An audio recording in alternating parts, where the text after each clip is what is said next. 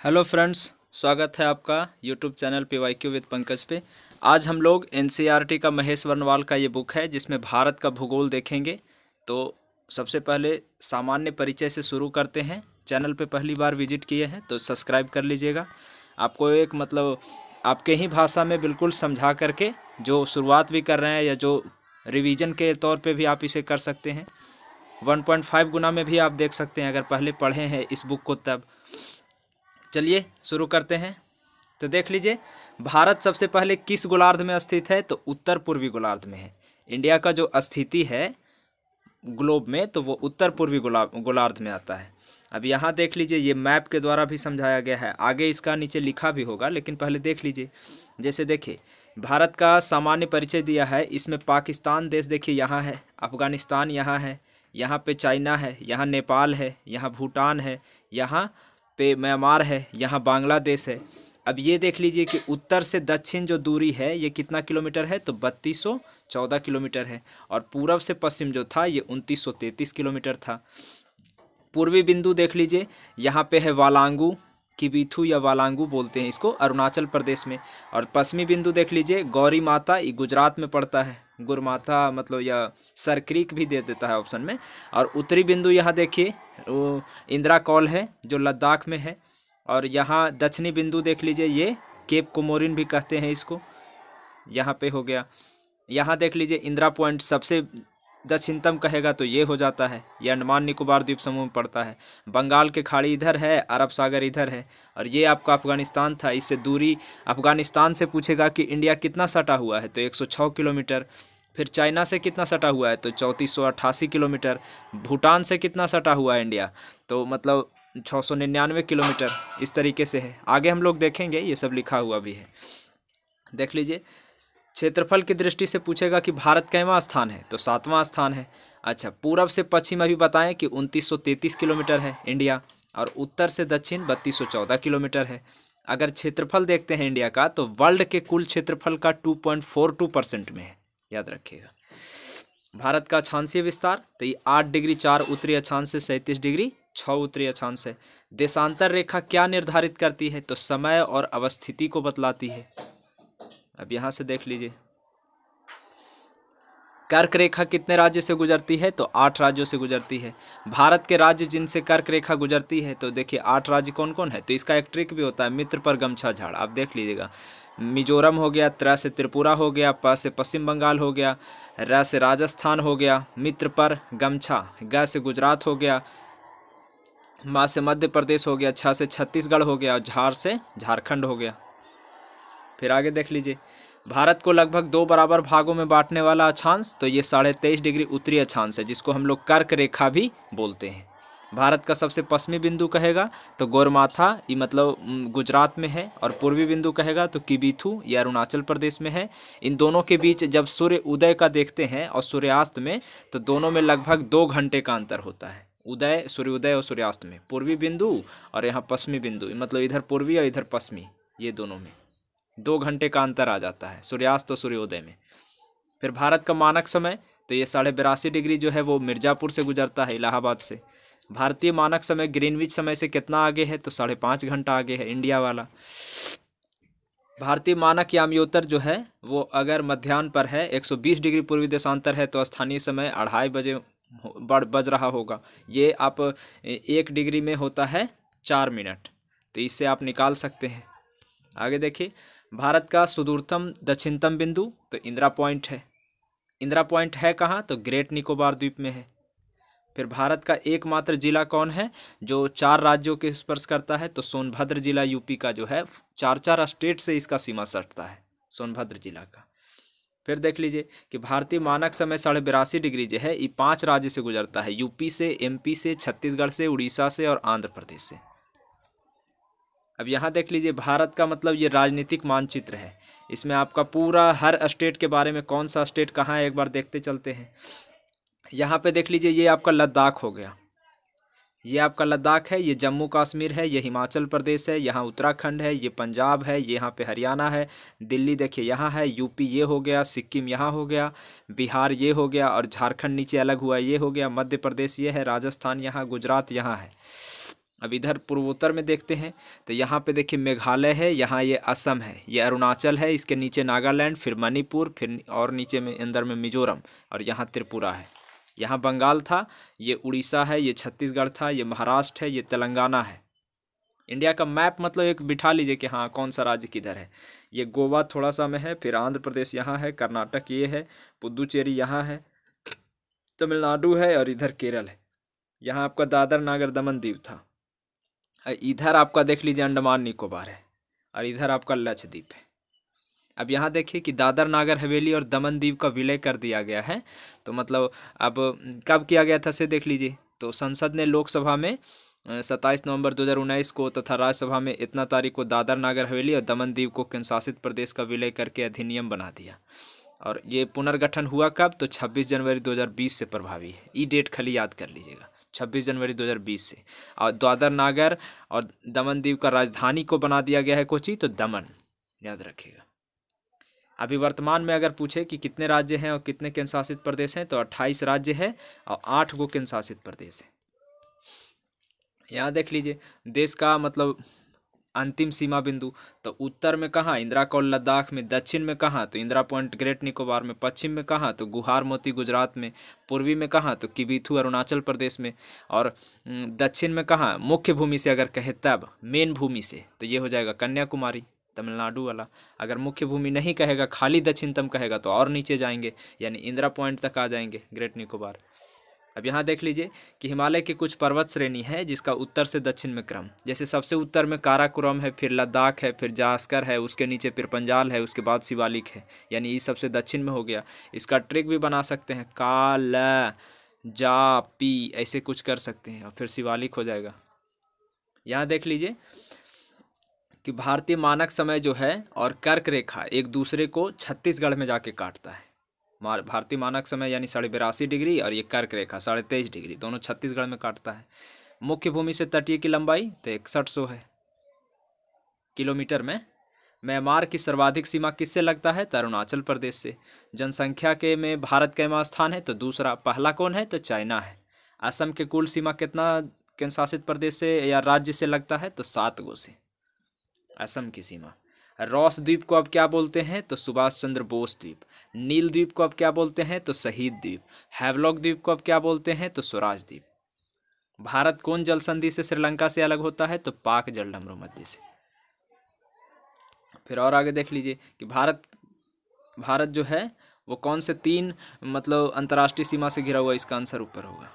अब ये वाला देख लीजिए कि मतलब है कि 9 डिग्री चैनल किसको किसको अलग करता है? तो लक्षद्वीप और मिनिकॉय को। 8 डिग्री तो मालदीव मिनिकॉय को, यानी पहले 8 डिग्री होगा तो इसमें ट्रिक कर लीजिए मामी, और यहाँ हो जाएगा लक्ष्मी। इस तरीके से आप बना सकते हैं, मामी उसके बाद लक्ष्मी। फिर देखिए ग्रेट और महान चैनल, तो ये सुमात्रा इंडोनेशिया को निकोबार से जोड़ता है। पाक स्ट्रेट तो ये भारत श्रीलंका को। माहिम क्रीक तो ये पतली से निवेशिका है जो मुंबई में है, माहिम, याद रखिएगा। कच्छ के खाड़ी ये पश्चिमी गुजरात में है, यानी गुजरात में एकदम पश्चिम की ओर है। और खंबात की खाड़ी ये पूरब की ओर है, नर्मदा और ताप्ती का मुहाना बनाती है खंबात की खाड़ी। ये पूरब दने खंबात की खाड़ी है, और पश्चिम दने जाइएगा तो उधर कच्छ की खाड़ी है। अब लक्षद्वीप सागर देख लीजिए, तो ये लक्षद्वीप और मलाबार तट के बीच में है। मन्नार की खाड़ी तो ये दक्षिण पश्चिम तमिलनाडु और श्रीलंका के बीच में है। कोको स्ट्रेट तो ये कोको द्वीप म्यांमार और उत्तरी अंडमान के बीच में है। डंकन पास तो ये दक्षिण अंडमान और लघु अंडमान के बीच में है। 10 डिग्री चैनल तो ये अंडमान और निकोबार के बीच में है। 8-9 ओने था और 10 यहाँ है अंडमान निकोबार के बीच में। अब यहाँ देख लीजिए कि विभिन्न देशों के साथ भारत के अंतर्राष्ट्रीय सीमा का लंबाई कितना है और कौन कौन से राज्य सटल है से देखते हैं। अब जैसे कहेगा कि बांग्लादेश के साथ इंडिया सटा हुआ है, तो कितना किलोमीटर सटा हुआ है? तो 4096 किलोमीटर। अच्छा, भारत और बांग्लादेश के बीच में कौन रेखा है? तो इससे रेड क्लिफ रेखा है। अच्छा, भारत और बांग्लादेश जो सटल है, तो बांग्लादेश से भारत के कई गो स्टेट से साझा करता है सीमा? तो बंगाल के सीमा लग जाता है, फिर मेघालय के लग जाता है, मिजोरम के लग जाता है, त्रिपुरा के और असम के। इसका ट्रिक है मित्र आप में, मित्र आप में। इससे आप 5 राज्य निकाल लेंगे। आगे देखिए चाइना से, तो चाइना से 3488 किलोमीटर सटा हुआ है। भारत और चाइना के बीच में मैकमोहन रेखा है। एरा में लद्दाख हो गया, हिमाचल हो गया, उत्तराखंड हो गया, सिक्किम हो गया, अरुणाचल हो गया, यानी अरुसिही, रूसिही, सिक्किम, अरु से अरुणाचल, सी से सिक्किम, ही से हिमाचल प्रदेश, और उसी ही उत्तराज कर लीजिए, उत्तराज यानी उत्तर से उत्तराखंड, और जा से जम्मू कश्मीर नहीं लद्दाख बोल सकते हैं, उत्तराल कह सकते हैं। इस तरीके से आप कुछ भी बना लीजिए। फिर देख लीजिए पाकिस्तान से तो 3323 किलोमीटर सटता है। रेड क्लिफ रेखा है पाकिस्तान के बीच में। एरो में 5 राज्य है। एरा में पंजा गुजरा, पंजाब हो गया, जा से हो गया जम्मू कश्मीर, और गुजरा यानी गुजरात, राजस्थान, एगो लद्दाख भी है। फिर देख लीजिए नेपाल से 1751 किलोमीटर सटा हुआ, ये भी 5 राज्य है। एकरा में उत्तरबी उपसी हो जाएगा। उत्तर यानी उत्तराखंड, बी यानी बिहार, और उ यानी उत्तर प्रदेश, और पा यानी पश्चिम बंगाल, और सी यानी सिक्किम, उत्तरबी उपसी। म्यांमार से देख लीजिए 1643 किलोमीटर है। एरा से 4 राज्य है। म्यांमार से अरुणा मम्मी, अरुणा, ना से नागालैंड, अरु से अरुणाचल, और ना से नागालैंड, मा से मणिपुर, और मी से मिजोरम। भूटान से 699 किलोमीटर। इसमें आप बना सकते हैं क्या, अरुपम 80, अरु से अरुणाचल प्रदेश, अप्पा से पश्चिम बंगाल, अरुपम, और 80 यानी आ से असम, और सी से सिक्किम। अफगानिस्तान से 106 किलोमीटर। ये डुरंड रेखा अफगानिस्तान और पाकिस्तान के बीच में है। ऐसे पहले इंडिया में था तो इसीलिए दे देता है। एरा से खाली एगो लद्दाख खाली है। और टोटल पूछेगा कि स्थल सीमा टोटल दूसरा देश से साझा जो करता है, तो स्थल सीमा की लंबाई 15,106 किलोमीटर है। अब हम लोग देखेंगे कि मैकमोहन लाइन जो बना है तो ये अंग्रेजों के शासन के दौरान भारत और चाइना के बीच बना था। इस 27 अप्रैल 1914 को निर्धारित किया गया था। इसी को मैकमोहन रेखा कहते हैं। इसका नामकरण हेनरी मैकमोहन किया था, तो इसी के नाम पर रखा गया। 1914 में शिमला समझौता में दोनों देशों की सीमा के रेखा के रूप में स्वीकार किया गया था। फिर यहाँ देख लीजिए रेड क्लिफ रेखा। तो रेड क्लिफ रेखा में देखिए कि 1947 में भारत और पाकिस्तान के बीच निर्धारित किया गया था। रेड क्लिफ रेखा के नाम से जानी जाती है। इस रेखा का निर्धारण बॉर्डर कमीशन द्वारा, इसके अध्यक्ष कौन थे, सिरिल रेड क्लिफ थे, तो इन्हीं के नाम पर रेड क्लिफ रेखा नाम रख देवल किया। फिर देख लीजिए काराकोरम श्रेणी को उच्च एशिया का रीढ़ कहते हैं। अब हम लोग इंडिया के बारे में कुछ पढ़ेंगे कि भारत, तो भारत देखिए देश का नाम भारत है। इसको पहले आर्यावर्त भी बोलते थे, जम्बू द्वीप भी, भारतवर्ष भी, हिंदुस्तान भी, इंडिया भी। राजधानी नई दिल्ली है। उत्तरी गोलार्ध में अवस्थित है। अक्षांशीय में 8 डिग्री उत्तरी अक्षांश से 37 डिग्री उत्तरी अक्षांश, देशांतरीय में 68 डिग्री 7 से पूर्वी देशांतर से 97 डिग्री 25 पूर्वी देशांतर। ज्यामितीय आकार इसका चतुष्कोणीय है। मानक समय जो है वो 82.5 डिग्री पूर्वी देशांतर। इलाहाबाद के समीप मिर्ज़ापुर के समय मतलब ग्रीनविच से 5.5 घंटा आगे। 82.5 डिग्री पूर्वी देशांतर जो है वो 5 राज्य से गुजरता है, यूपी से, एमपी से, छत्तीसगढ़ से, उड़ीसा से, आंध्र प्रदेश से। भौगोलिक विस्तार यानी लंबाई देखते हैं इंडिया के, तो उत्तर से दक्षिण 3214 है और पूरब से पश्चिम 2933 है। ये सब ऊपर पढ़ भी चुके हैं। स्थलीय सीमा की लंबाई 15,106 किलोमीटर। फिर जलीय सीमा टोटल कहेगा तो 7516.6 किलोमीटर। प्रादेशिक जल सीमा तो 12 समुद्री मील तक के। संलग्न क्षेत्र तो 24 समुद्री मील तक के। अनन्य क्षेत्र तो 200 समुद्री मील तक के, याद रखिएगा। यानी प्रादेशिक जल सीमा से आगे 24 समुद्री मील, आई संलग्न क्षेत्र से आगे 200 समुद्री मील। समझ रहे हैं ना। पहला जो 12 समुद्री मील होगा वो प्रादेशिक होगा। अब प्रादेशिक के फिर आगे जाइएगा तब फिर उसके बाद संलग्न क्षेत्र होगा। उसके बाद संलग्न के आगे जाइएगा तब अनन्य आर्थिक क्षेत्र होगा। जलवायु कैसा है तो मानसूनी है। क्षेत्रफल तो 32,87,469 वर्ग किलोमीटर। कुल क्षेत्रफल का परसेंटेज तो 2.42। क्षेत्रफल में मतलब विश्व में कैवां स्थान है तो 7वां स्थान है। कुल जनसंख्या कितना है तो एरा हम कह सकते हैं कि मतलब 121 करोड़ या फिर 1 अरब 21 करोड़। ऐसे जनसंख्या की दृष्टि से विश्व में स्थान तो दूसरा, पहला चाइना के है। एरा में टोटल अगर देखते हैं कि मतलब लिंगानुपात कितना है तो 943 प्रति 1000 पुरुषों पर है और शिशु लिंगानुपात 918 प्रति 1000 पुरुष पर है। जनसंख्या घनत्व तो देखिएगा तो 382 व्यक्ति प्रति वर्ग किलोमीटर है। यानी 1 वर्ग किलोमीटर में 1 किलोमीटर स्क्वायर में 382 व्यक्ति रह रहा है। और लिंगानुपात 943 है, यानी 1000 पुरुष में 943 गो महिला है। अब यहाँ देख लीजिए कुल साक्षरता 74.04% है। फिर अनुसूचित जाति के जो जनसंख्या है वो 16.6% है। जे इम्पोर्टेंट है वो मतलब एकदम करवा दे रहे हैं। अनुसूचित जनजाति के जो जनसंख्या है वो 8.6% है। राज्य देख लीजिए कि 28 गो है और केंद्र शासित प्रदेश 8 गो है। पर्वतीय क्षेत्र कितना है इंडिया में, तो 10.7% पर। फिर पहाड़ी क्षेत्र तो ये 18.6% पर है। पठारी क्षेत्र तो ये 27.7% पर है। मैदानी क्षेत्र तो ये 43% पर है। कर्क रेखा पर स्थित 8 राज्य, तो ये तो ऊपर देखे हैं, मित्र पर गमछा झाड़। द्वीप कैगो है, तो 1208 गो है। अंतर्राष्ट्रीय सीमा से कैगो मतलब सटल है, तो ये ने छुपल है, 18 गो लगता है। केंद्र शासित प्रदेश और राज्य दोनों मिला करके दूसर देश के सीमा से। फिर तेल शोधनशाला कैगो है, तो 23 गो टोटल है। राष्ट्रीय राजमार्ग कैगो है, तो 266 गो। बड़ा बंदरगाह 13 गो। राष्ट्रीय पशु कोची है, बाघ। बाघ के वैज्ञानिक नाम पैंथेरा टिग्रिस है।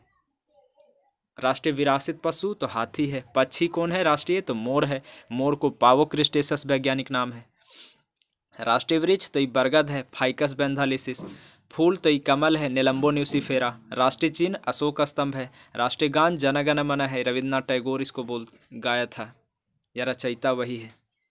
राष्ट्रीय गीत तो ये वंदे मातरम है, ये बंकिम चंद्र चटर्जी लिखा। राजकीय भाषा तो हिंदी है। राष्ट्रीय लिपि देवनागरी है। राष्ट्रीय वाक्य सत्यमेव जयते है। राष्ट्रीय नारा कहेगा न तब हो जाएगा स्वमेव जयते, याद रखिएगा। लेकिन राष्ट्रीय वाक्य कहेगा तो ये हो जाएगा सत्यमेव जयते। ये मुंडकोपनिषद से लिया गया है। स्वमेव जयते जो नारा है ये इंदिरा गांधी दिया है, याद रखिएगा। राष्ट्रीय ध्वज तो तिरंगा। राष्ट्रीय नदी गंगा, और राष्ट्रीय जलीय जीव गंगा डॉल्फिन। ये प्लेटेनिस्टा गंगैटिका इसका मतलब वैज्ञानिक नाम है। और देखिए पुद्दुचेरी जो था न, तो पुद्दुचेरी 3 राज्य में फैलल है। कराईकल है तमिलनाडु में, केरल है, माहे में केरल है, मतलब माहे भी पुद्दुचेरी का हिस्सा है जो केरल में पड़ता है, और यनम ये पुद्दुचेरी का हिस्सा है जो आंध्र प्रदेश में पड़ता है, ये कह रहा है। अब हम लोग भौतिक विभाजन देखते हैं। तो भारतीय उपमहाद्वीप जो है ये गोंडवाना लैंड का भाग है। फिर आगे देखिए कि भारत में उपलब्ध जो पराचुंबकीय परिणाम है, तो इसके संकेत मिलते हैं कि प्राचीन काल में भारतीय भूखंड उत्तर दिशा की ओर विस्थापित हुआ, यानी उत्तर दिशा की ओर घिसका है भारत। फिर और देख लीजिए, भारतीय भूगर्भिक संरचना की दृष्टि से मुख्यतः 3 भाग में, हिमालय पर्वतीय क्षेत्र, उत्तर का मैदानी भाग और दक्षिण का प्रायद्वीपीय पठार, 3 भाग में। अब हिमालय के समानांतर जो संरचना है वो देख लीजिए, तो एरा में ट्रांस हिमालय एगो आता है, जिसको तिब्बत का क्षेत्र कहिए या ट्रांस हिमालय कहिए। फिर उसके बाद एगो वृहत हिमालय है या महान हिमालय कह सकते हैं। फिर उसके बाद लघु हिमालय या मध्य हिमालय है, और उसके बाद में ये हो गया बाह्य हिमालय या उप हिमालय या फिर शिवालिक हिमालय इसको बोलते हैं। अब इन्हीं के बारे में नीचे देखिए, तो हिमालय का निर्माण समांतर वलय श्रेणी से हुआ है। सबसे पुराना कहेगा तो ये वृहत हिमालय है, ये वाला वृहत हिमालय सबसे पुराना है, ये वृहत्तर। ये आगे देख लीजिए, उत्तर भारत में उप हिमालय क्षेत्र के सहारे जो विस्तारित समतल मैदान है उसको भाबर क्षेत्र कहते हैं। हिमालय का पर्वतपदीय प्रदेश शिवालिक कहलाता है। शिवालिक शैल समूह दक्षिण में भाबर क्षेत्र में किस संरचना का उदाहरण है, तो गिरपद की स्थिति का उदाहरण है। शिवालिक श्रेणी की औसत ऊंचाई कितना है, तो 600 से 1200 मीटर है। लघु हिमालय किन श्रेणी के बीच में है, तो महान हिमालय और शिवालिक के बीच में है। हिमालय का नवीनतम श्रेणी क्या है, तो शिवालिक है। नर्मदा और ताप्ती के बीच कौन सा पर्वत श्रेणी है, तो सतपुड़ा पर्वत श्रेणी है। यहाँ देख लीजिए कि हिमाद्री और वृहत हिमालय जो है ये हिमालय का सबसे ऊंचा पर्वत श्रेणी है। सबसे 4 गो था ना, तो 4 गो में सबसे ऊंचा यही वृहत हिमालय या हिमाद्री आता है। फिर वृहत हिमालय की औसत ऊंचाई बता दीजिए, जो ये सबसे ऊंचा है, एक औसत ऊंचाई 6100 मीटर है। फिर आगे देख लीजिए कि फिर पंजाल श्रेणी जो है ये कहाँ है, तो ये जम्मू कश्मीर में है। पूर्वी हिमालय की तुलना में पश्चिमी हिमालय में ट्री लाइन की ऊंचाई कोची है, कम है, यानी पूर्वी हिमालय में ज़्यादा ऊंचा पेड़ है, पश्चिमी हिमालय में थोड़ा कम। उत्तराखंड में पाताल तोड़ कुआं कहाँ मिलेगा, तराई भाग में मिलेगा। अक्साई चीन जो है ये किस क्षेत्र का भाग है, लद्दाख का है। पश्चिमी हिमालय का प्रमुख प्राकृतिक संसाधन क्या है, वन है। भारत का प्राचीनतम पर्वत श्रृंखला कोची है, अरावली है। अरावली श्रेणी की अनुमानित आयु कितना है, 560 से 570 मिलियन वर्ष। माउंट एवरेस्ट को नेपाल में क्या कहते हैं, सागर माथा कहते हैं। अरावली किस प्रकार का पर्वत है, अवशिष्ट है। दक्षिण भारत का सबसे ऊंचा चोटी कोची है, अन्नाईमुड्डी है, 2695 मीटर, केरल में। नीलगिरी पर्वतमाला का विस्तार कहाँ कहाँ है, तमिलनाडु केरल में है। फिर महाराष्ट्र और कर्नाटक के बीच में जो पश्चिमी घाट है उसको किस नाम से जानते हैं, तो कोकण तट के नाम से। इलायची की पहाड़ी कहाँ है, तो ये केरल तमिलनाडु में है। सेवराय पहाड़ी कहाँ है, तो ये तमिलनाडु में है। पूर्वी घाट और पश्चिमी घाट के मिलन स्थल को कोजी कहते हैं, नीलगिरी पहाड़ी कहते हैं। भारत का सर्वोच्च पर्वत चोटी कौन सा है? K2 है। इसको एक और नाम गार्डविन अस्टीन। कितना ऊंचा है? तो 8611 मीटर ऊंचा है। विश्व का सबसे तेज जो ढाल वाली चोटी है राकापोसी है। ये लद्दाख श्रेणी में पड़ता है, पूरा ढलान है एकदम राकापोसी में। ये आपका भारत का भौगोलिक क्षेत्र हो गया। इसमें आप देख सकते हैं कि कौन कहाँ है। जैसे K2 अभी पढ़े थे तो देखिए K2 यहाँ है, क्युनलुन श्रेणी यहाँ है। फिर कालजा पे देखिए काराकोरम ई है, लद्दाख ही है, जार्स्करी है, और उसके बाद फिर पंजाल और नीचे होगा। देखिए फिर पंजाल यहाँ है। हिंदकुश श्रेणी यहाँ पे है, नंगा पर्वत यहाँ है। नदी देख लीजिए, सिंधु नदी पहले है, उसके बाद झेलम है, उसके बाद चिनाब है, उसके बाद रावी है, तब सतलज है, ऐसे करके। यमुना नदी यहाँ है, गंगा नदी यहाँ है, बृहत हिमालय यहाँ है। धौलागिरी देखिए, यहाँ से चलते हैं तो ये कंचनजंगा 8598 मीटर, मकालू इतना 8481, माउंट एवरेस्ट 8848, फिर अन्नपूर्णा है, फिर धौलागिरी है, फिर यहाँ नंदा देवी है। इस तरीके से नामचा बरवा देखिए असम में इधर है, इस तरीके से। और ये सब पठार हो गया, थार मरुस्थल, अरावली श्रेणी, मध्य भारत का पठार, यहाँ गुरु शिखर, अरावली पर्वत के ऊंचा चोटी, यहाँ देखिए मालवा पठार, यहाँ कच्छ के रण है, यहाँ विंध्याचल श्रेणी है। कच्छ के रण है ना पश्चिमी तरफ, गुजरात में पश्चिम की ओर है। नर्मदा ताप्ती का देखिए मुहाना, इधर होगा आपका खंबात की खाड़ी। फिर गिर पर्वत यहाँ है, सतमाला ये है, सतपुड़ा यहाँ है, महादेव यहाँ है, महाराष्ट्र का पठार है। छोटा नागपुर पठार झारखंड वाला है। ये मलयगिरी है, ये महेंद्र गिरी है, पूर्वी चोटी पूर्वी भारत का। और ये नल्ला हिल्स पढ़ाई, जावदी श्रेणी हो गया, कोकन हो गया, ये सब बहुत सारा सब मैप में दिया हुआ है।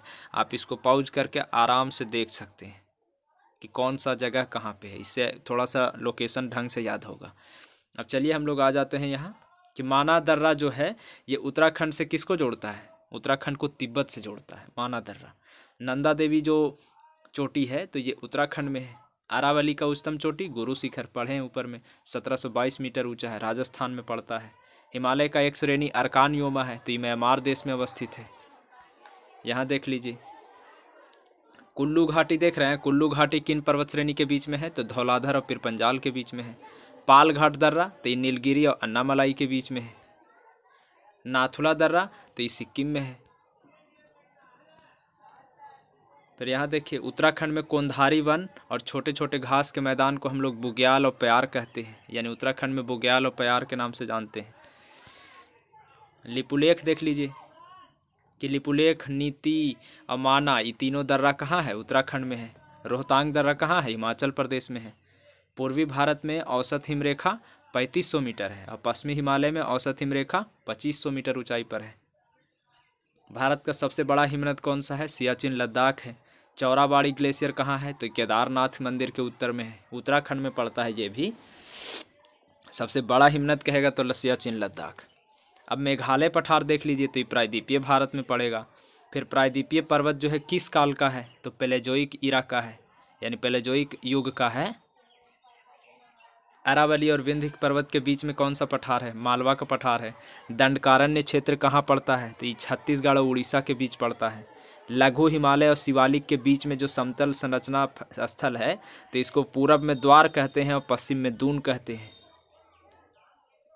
फिर आगे देखिए भारत का औसत समुद्र तल चेन्नई तट से मापते हैं। भारत की समुद्र तट रेखा की कुल लंबाई 7517 किलोमीटर है। भारत की तटीय राज्यों में सीमा कितनी लंबी है? गुजरात का सबसे लंबा है। तट रेखा जो है वो समुद्री 9 राज्य से मतलब सटा हुआ है। पूछ रहा है कि इंडिया का कितना स्टेट तट रेखा से सटा हुआ है? तो ये 9 राज्य है। 9 राज्य का नाम दे दिया है। देखिए दक्षिण वाला सब है, जैसे गुजरात, महाराष्ट्र ये पश्चिम में हो गया, कर्नाटक, केरल, तमिलनाडु ये तीनों दक्षिण में हो गया, आंध्र प्रदेश भी दक्षिण में है। फिर देख लीजिए बंगाल हो गया पूरब में, उड़ीसा पूरब दने, और फिर ये गोवा ये पश्चिम दने है। अब यहाँ देख लीजिए कि भारत का जो ऐतिहासिक भूगोल में रत्नाकर नाम से किसको सूचित करते थे? तो हिंद महासागर को।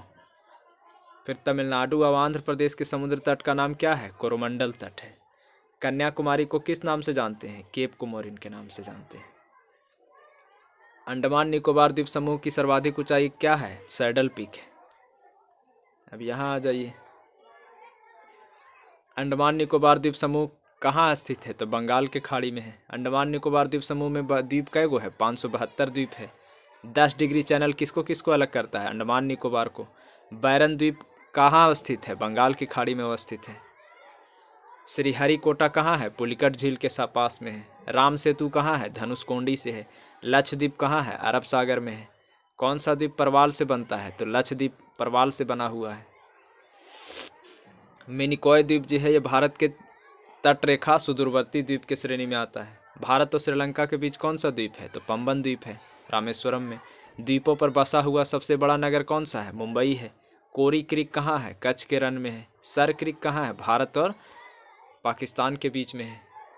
बुर्जिल और बनिहाल दर्रा किस पर्वत श्रेणी में है? पीरपंजाल में है। फिर हिमालय के ऊंचे शिखर में माउंट एवरेस्ट नेपाल में है 8848 मीटर। केटू या गार्डविन आस्टिन भारत में है 8611 मीटर। कंचनजंगा ये भारत में है 8598 मीटर ऊंचा है।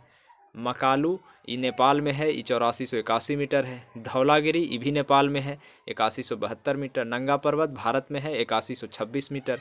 अन्नपूर्णा भारत में है 8078 मीटर। नंदा देवी भारत में है 7817 मीटर। सब मीटर में है 7817।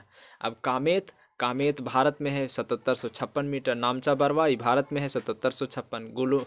गुरुल मांधता तो तिब्बत में है 7728 मीटर।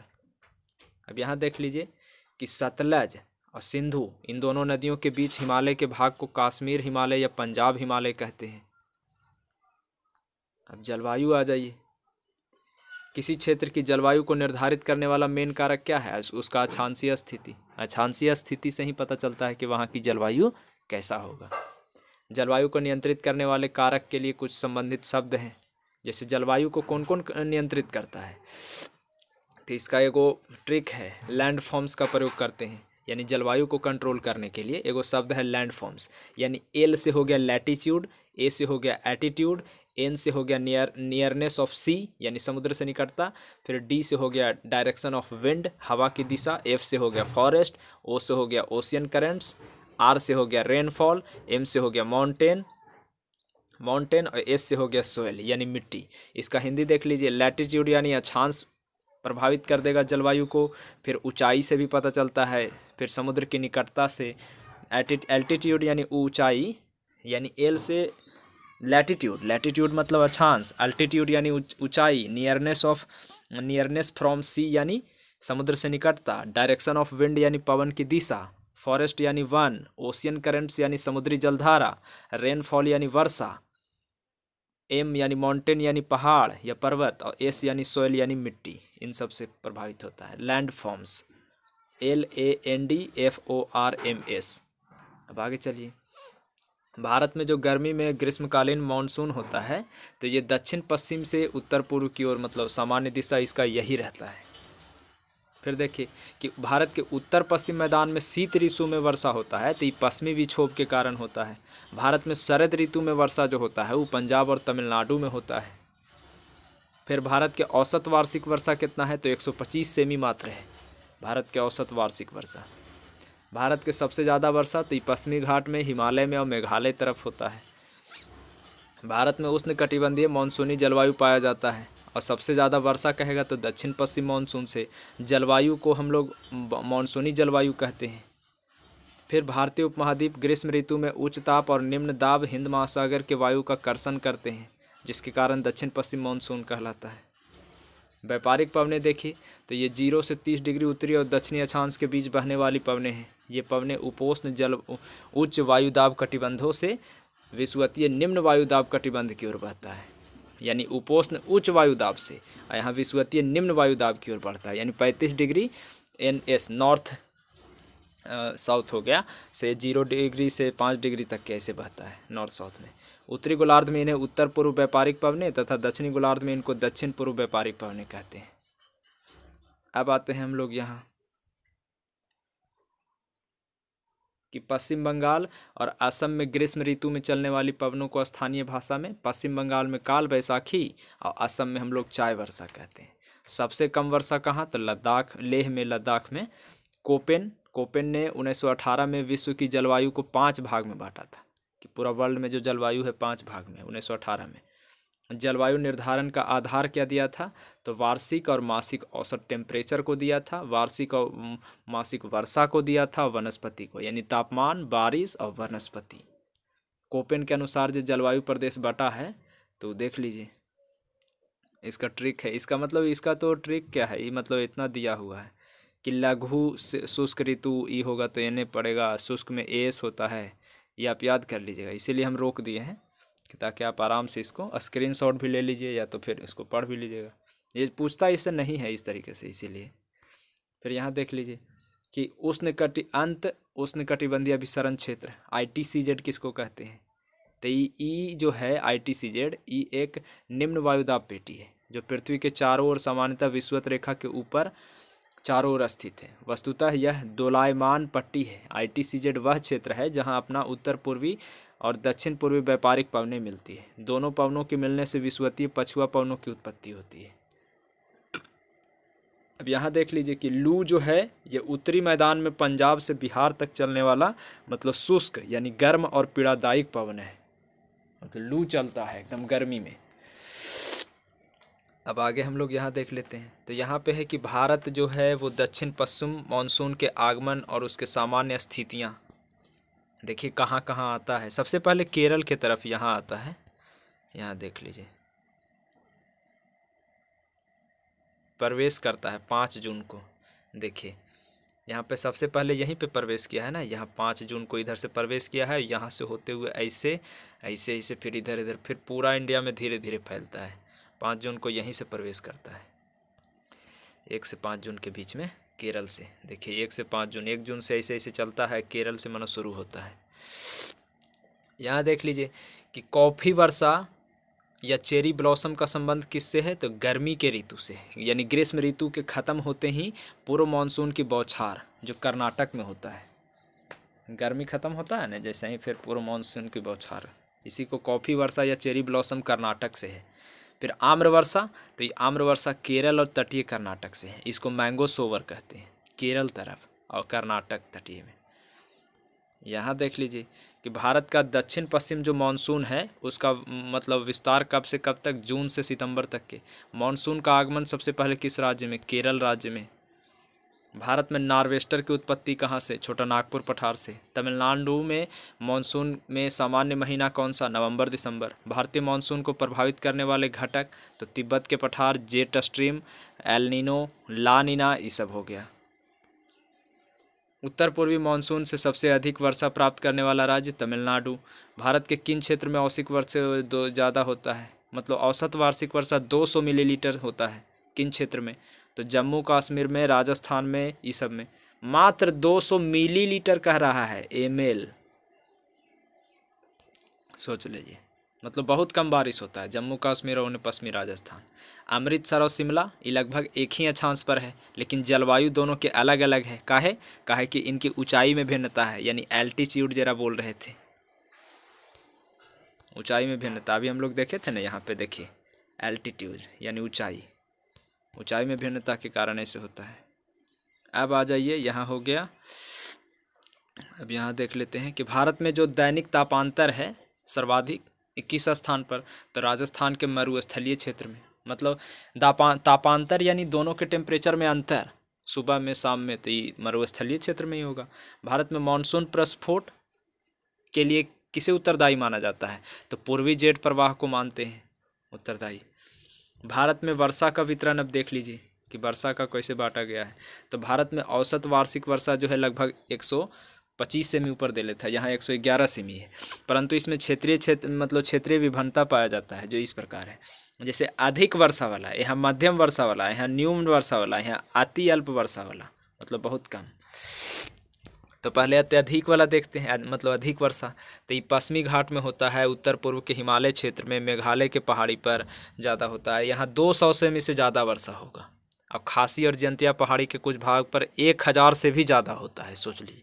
अब ब्रह्मपुत्र घाटी और निकटवर्ती पहाड़ी पर 200 सेमी से कम होता है। मध्यम में देखें तो गुजरात और दक्षिणी भाग, पूर्वी तमिलनाडु, उड़ीसा, उत्तर पूर्वी प्रायद्वीप, झारखंड, बिहार, मध्य प्रदेश, उप हिमालय के साथ लगा हुआ गंगा का उत्तरी मैदान, फिर कछार घाटी, मणिपुर में 100 से 200 सेमी वर्षा होती है। ये सब हो गया मध्यम में। न्यून वर्षा जहाँ बहुत कम, 13 में पश्चिम उत्तर प्रदेश, यूपी का पश्चिमी क्षेत्र में कम वर्षा होता है। फिर दिल्ली, हरियाणा, पंजाब, जम्मू कश्मीर, पूर्वी राजस्थान, गुजरात में, दक्कन के पठार में यहाँ मात्र 50 से 100 सेमी। यहाँ याद आपको ये रखना है ना कि अधिक वर्षा वाला में 200 सेमी से ज़्यादा वर्षा, मध्यम वर्षा वाला में 100 से 200 सेमी वर्षा, और न्यून वर्षा वाला में 50 से 100 सेमी वर्षा। और अति अल्प वाला कहाँ होता है, तो ये बहुत कम वर्षा। तो प्रायद्वीपीय भारत के कुछ भाग जैसे आंध्र प्रदेश, कर्नाटक, महाराष्ट्र के वृष्टि छाया प्रदेश, जिसको रेन शैडो रीजन बोलते हैं, वहाँ से बादल तो गुजर जाता है लेकिन बारिश नहीं होता है। लद्दाख, पश्चिमी राजस्थान के उत्तर अधिकतर भागों में 50 सेमी से कम होगा तो समझिए वो अति अल्प है। अब 50 से 100 है तो न्यून है, और 100 से 200 है तो मध्यम है, और 200 से ज़्यादा है तो अत्यधिक है। अब यहाँ देख लीजिए कि जेट स्ट्रीम जो है वो क्षोभ मंडल के मध्य अक्षांश के धरातल से 12 किलोमीटर ऊपर पश्चिम से पूरब दिशा में चलने वाला एक प्रवाह है। यानी जेट स्ट्रीम भी एक हवा है, एक मतलब पूरब जो पश्चिम से पूर्व दिशा में चलता है, क्षोभ मंडल के 12 किलोमीटर ऊपर चलता है। अब हम लोग देखेंगे यहाँ मिट्टी, तो मिट्टी का वर्गीकरण देख लीजिए। तो एरा में है जलोढ़ मिट्टी, काली मिट्टी, लाल पीली मिट्टी, लेटराइट मिट्टी, शुष्क मिट्टी, लवणीय मिट्टी, पीट मिट्टी और वेगो वन मिट्टी, वन मृदा। तो देखते हैं टोटल कई प्रकार के हो गए, 1 2 3 4 5 6 7 8 गो दे ले। अब यहाँ देख लीजिए कि मिट्टी यानी सोयल शब्द की उत्पत्ति लैटिन भाषा के सोलम शब्द से हुआ है। इस सोयल जो बना है सोलम से बना है, और इसका अर्थ होता है फर्श। सोलम माने फर्श यानी फ्लोर। भारत का सर्वाधिक क्षेत्र में कौन मिट्टी है, तो जलोढ़ मिट्टी या कछारी मिट्टी। रेगुर मिट्टी को किस नाम से, काली मिट्टी के नाम से। रेगुर मिट्टी सबसे ज़्यादा कहाँ, तो महाराष्ट्र में। मालवा के पठार सबसे मतलब मालवा के पठार जो है उसमें किस मिट्टी की अधिकता, तो काली मिट्टी की अधिकता। काली मिट्टी को स्वतः जुताई वाली मिट्टी भी कहा जाता है, जिसमें सिंचाई की कम आवश्यकता होता है काली मिट्टी में। और काली मिट्टी में कपास की खेती उपयुक्त होता है। पीला रंग तो ये फेरिक ऑक्साइड के कारण होता है, जबकि लाल रंग ये लोहा के ऑक्साइड के कारण होता है। लेटराइट मिट्टी तो ये केरल, कर्नाटक और महाराष्ट्र में पाया जाता है। लोहे की मात्रा अधिक होने के कारण लेटराइट जो है ये दिन पर दिन अनुवर हो जा रहा है, इनफर्टाइल हो जा रहा है, मतलब लोहा बढ़ रहा है, इसीलिए मिट्टी का मतलब उर्वरता थोड़ा कम रहा है लेटराइट मिट्टी का। मिट्टी की क्षारीयता कम करना है तो उसमें जिप्सम मिलाते हैं। लेटराइट मिट्टी जो है ये भारत में मुख्यतः मालाबार तटीय प्रदेश में मिलेगा आपको। सबसे कम जल धारण क्षमता केरा में, तो बलुई मिट्टी। बलुई मिट्टी में जल रुकेगा, उसका कम धारण क्षमता है जल का। फिर पौधा का सबसे अधिक जल के मतलब किस में, तो चिकनी मिट्टी में। चिकनी मिट्टी बहुत जल्दी जल्दी सूख जाता है पानी ना, इसलिए सबसे अधिक जल पौधों को। मिट्टी की उर्वरता बढ़ाने के लिए दलहनी फसल उगाते हैं, उसमें दलहन वाला कोई फसल लगा दीजिए, उसकी मिट्टी की उर्वरता बढ़ेगा। अब यहाँ देख लीजिए चंबल घाटी। तो चंबल घाटी जो है ये इसका निर्माण तो अवनालिका अपर्दन से हुआ है। चाय बागान के लिए कौन सी मिट्टी, लेटराइट मिट्टी। दोमट मिट्टी तो ये गाद, मृतिका और रेत में पाया जाता है। फिर भारत में मिट्टी की सूक्ष्म तत्व सर्वाधिक कमी तो ये जस्ता, मिट्टी में मतलब जस्ता की कमी। और दोमट मिट्टी में कोची कोची रहता है, तो गाद, मृतिका, रेत यानी सिल्ट, क्ले और सैंड।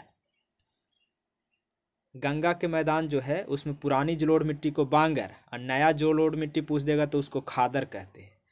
अम्लीय मिट्टी को खेती वाला बनाना है तो उसमें लाइम या चूना पत्थर मिलाइए। क्षारीय मिट्टी किस राज्य में मिलेगा आपको, तो उत्तर प्रदेश में मिलेगा। लवणीय मिट्टी में जो है वो नाइट्रोजन और चूने की अल्पता, लवण वाला मिट्टी में यानी क्षारीय मिट्टी में चूना और लवणीय मिट्टी में नाइट्रोजन और चूना की कमी होता है। जैव मिट्टी का रंग नीला क्यों होता है, तो अम्लीय और फेरस आयरन के कारण। जैव मिट्टी ऑर्गेनिक सोइल में उसका नीला रंग हो जाएगा। पश्चिमी राजस्थान की मिट्टी में किस खनिज की अधिकता, तो कैल्शियम ज़्यादा रहता है। फिर मरुस्थलीय मिट्टी, इसमें किसका अभाव होता है, तो नाइट्रोजन नहीं रहता है मरुस्थलीय मिट्टी में। मृदा अपर्दन जो है उसको वन रोपण करके हम लोग रोक सकते हैं। फिर पीएच मान देख लीजिए, अगर मिट्टी का पीएच मान 1 से 6 है तो वो अम्लीय है, 7 है तो उदासीन है, 8 से 14 है तो क्षारीय है। ये तो पढ़ चुके हैं आप लोग केमिस्ट्री में भी। लाल और पीली मिट्टी ये अम्लीय प्रकृति का होता है, लाल और पीला। इसमें नाइट्रोजन, फास्फोरस और ह्यूमस की कमी होता है। लाल और पीला अम्लीय वाला में नाइट्रोजन, फास्फोरस और ह्यूमस की। अब आप लोग देख लीजिए कि मतलब विभिन्न प्रकार के वन समूहों का वन आवरण, कौन सा समूह कितना % है। तो एरा में सबसे ज़्यादा वाला हम लोग खड़ी देख लेंगे। तो सबसे ज़्यादा देखिए कोची है, तो इसमें हो जाएगा सबसे ज़्यादा में ये वाला उष्ण शुष्क कटिबंधीय, उष्ण कटिबंधीय 5 वाला देखिए, उष्ण कटिबंधीय शुष्क पर्णपाती वन इंडिया में सबसे ज़्यादा यही है। ट्रॉपिकल ड्राई डिसीडियस फॉरेस्ट 41.87% पर है। इसके बाद उष्ण कटिबंधीय नम पर्णपाती वन ये हो गया आपका 19.73% पर। यानी मेन यही याद करना होता है कि इंडिया का जो अथी है वो उष्ण शुष्क पर्णपाती वन है।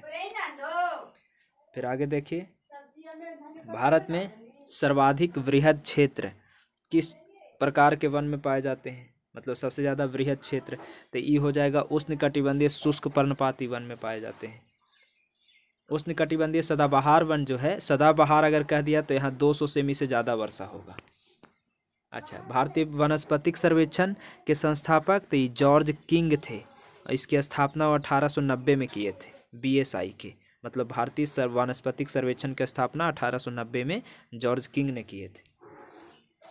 सिनकोना वृक्ष कहाँ मिल जाएगा आपको, तो दार्जिलिंग में मिल जाएगा। फिर कत्था बनाते हैं हम लोग तो कौन पेड़ के लकड़ी से बनाते हैं, तो खैर के पेड़ से।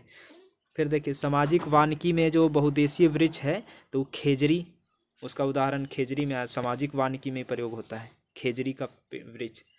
भारत में वन संरक्षण अधिनियम कब आया था, 1980 में आया था। सौगान या साल ये वृक्ष किस प्रकार के वन में पाया जाता है, तो उष्णकटिबंधीय आर्द्र पर्णपाती वन में। पश्चिमी हिमालय की शीतोष्ण पेटी तो ये देवदार वृक्ष का मतलब बहुत ज़्यादा मिलेगा। बांस जो है ये किस प्रजाति, तो छत्तीसगढ़ में मतलब सर्वाधिक पाई जाती है, लाठी बांस मिलेगा आपको ज़्यादा। बम्बू जो होता है ना बांस, तो ये लाठी बांस ज़्यादा है, छत्तीसगढ़ में ज़्यादा मिलता है।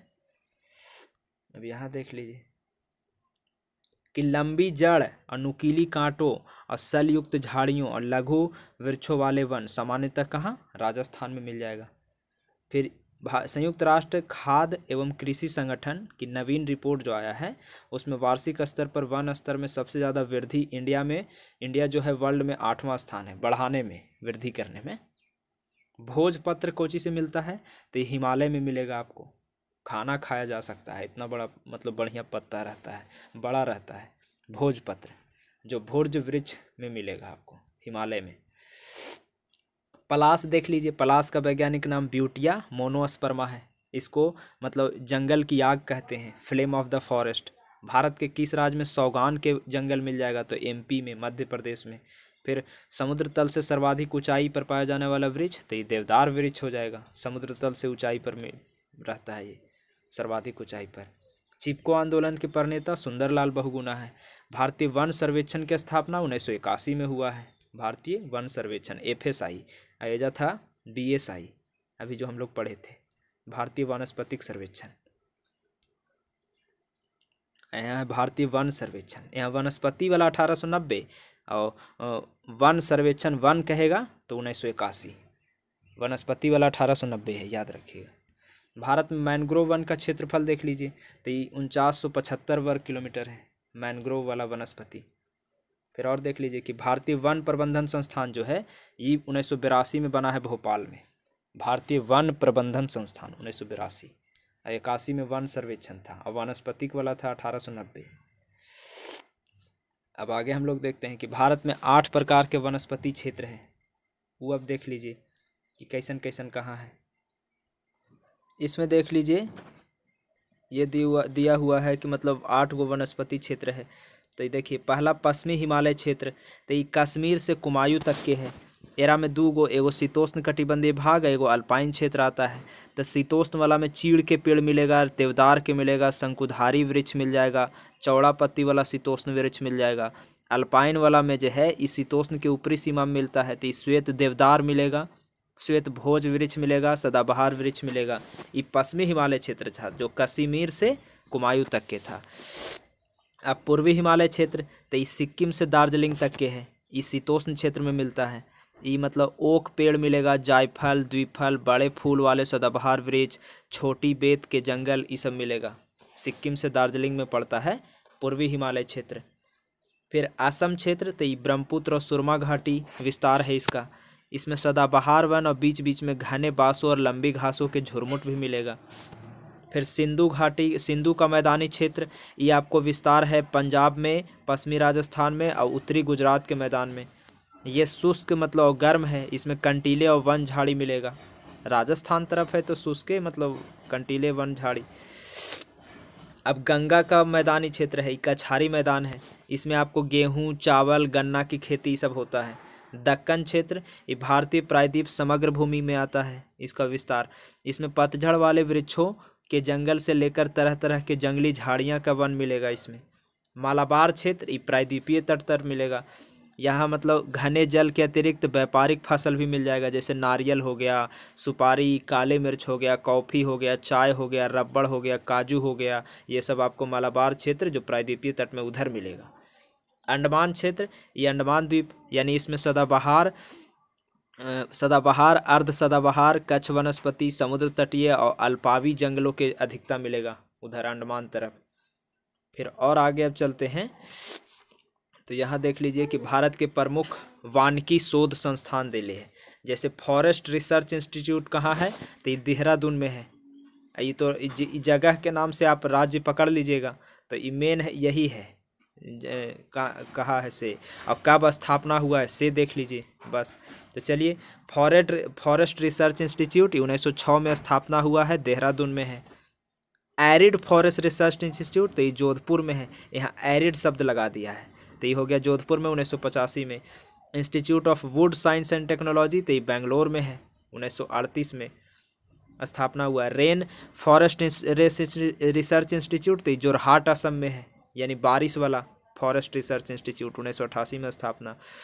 फिर institute of forest genetics and tree breeding यानी पेड़ का जो ब्रीडिंग होता है वो कोयम्बटूर में है, ये 1988 में स्थापना। Centre of social forestry and eco rehabilitation तो ये प्रयागराज में है, 1992 में स्थापना। हिमालयन फॉरेस्ट रिसर्च इंस्टीट्यूट तो ये शिमला में है, 1977 में स्थापना। Advance centre for biotechnology and mangrove forest तो ये हैदराबाद में है, 1997 में स्थापना। ट्रॉपिकल फॉरेस्ट रिसर्च इंस्टीट्यूट ये जबलपुर में है, 1988 में। Institute of forestry research and human resource development तो ये छिंदवाड़ा एमपी में, 1995 में। इंस्टीट्यूट ऑफ फॉरेस्ट प्रोडक्टिविटी ये रांची में है, 1993 में। आगे देख लीजिए,